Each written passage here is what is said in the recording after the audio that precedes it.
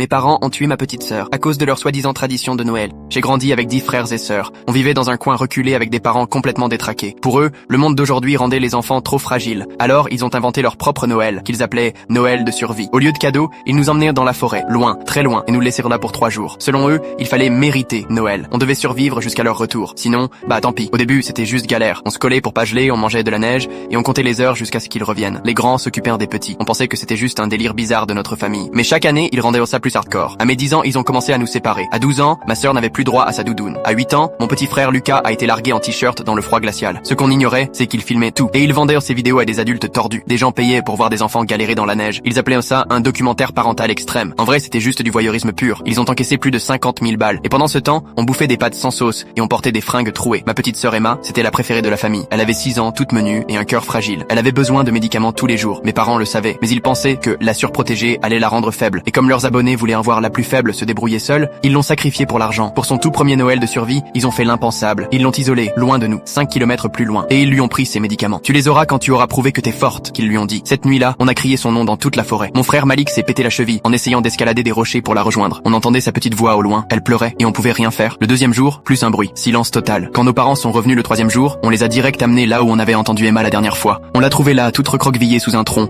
les lèvres bleues. Elle tenait des baies sauvages dans ses mains. Elle avait succombé au froid et à une crise cardiaque, provoquée par le stress et l'absence de son traitement. Nos parents ont joué les innocents. Un accident tragique, mais les caméras ont tout montré. On les voit, regardant Emma s'effondrer, sans rien faire, juste à la mater, jusqu'à ce qu'elle ne bouge plus. Ils ont pris perpétuité. Nous, on a tous été placés dans des familles différentes.